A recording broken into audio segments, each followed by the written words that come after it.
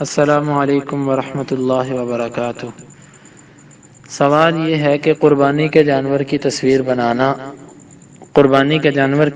بنانا اور اس کے ساتھ کھڑے ہو کر تصویریں اتروانا اور ذبح کرتے وقت جانور کو اس کی تصویریں لینا، کیا یہ جائز ہے؟ نبی صلی اللہ علیہ وآلہ وسلم نے تصویر کے بارے میں فرمایا کہ من صور صورة فی الدنیا کلف یوم القیامت ان ینفخ فیہا الروح ولیس بنافخ۔ آپ نے فرمایا کہ جس نے کوئی ایسی شکل بنائی، ایسی تصویر بنائی دنیا کے اندر، تو قیامت کے دن اللہ رب العزت اس کو پابند کرے گا کہ وہ اس شکل میں روح پھونکے، حالانکہ وہ نہیں پھونک سکے گا اس میں۔ اور ایک روایت کے لفظ یہ ہیں کہ آپ صلی اللہ علیہ وسلم نے فرمایا کہ ان الذین یصنعون هذه الصور یعذبون یوم القیامہ، یقیناً وہ لوگ جو ایسی شکلیں بناتے ہیں قیامت کے دن ان کو عذاب دیا جائے گا۔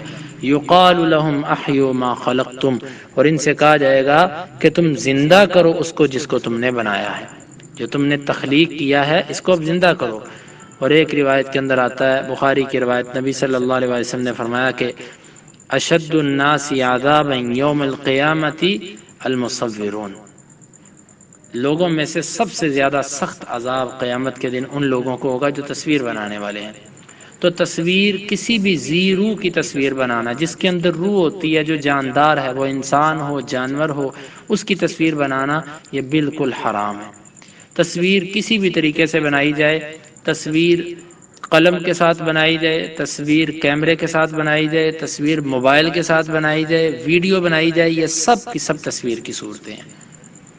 جدید ذرائع کے ساتھ کوئی چیز، کوئی حرام حلال نہیں ہو جاتا۔ کئی لوگ کہتے ہیں کہ جی حدیث میں جس تصویر کا ذکر ہے وہ ہاتھ سے بنانا مراد ہے۔ ارے بھائی، سوال یہ ہے کہ جو کیمرے سے تصویر بنائی جاتی ہے وہ بھی تو ہاتھ سے بناتے ہو، کیمرہ ہاتھ سے استعمال کرتے ہو، پاؤں سے تھوڑی کرتے ہو۔ اور جو موبائل سے آپ تصویر بناتے ہو اس کے لیے بھی اپنے ہاتھ کو استعمال کرتے ہو، پاؤں کو تھوڑی استعمال کرتے ہو، ہاتھ کا تو دخل ہو گیا اس میں۔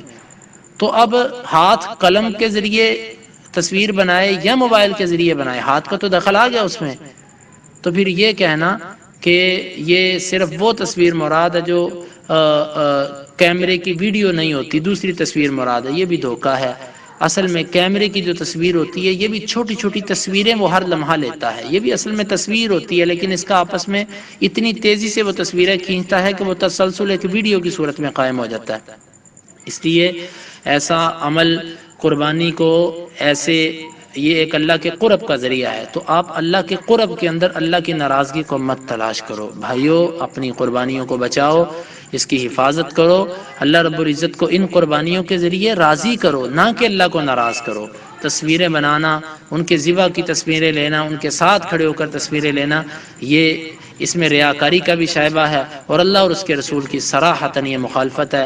اس لیے اللہ رب العزت سے دعا ہے کہ اللہ رب العزت ہمیں ایسے عمل سے بچنے کی توفیق عطا فرمائے۔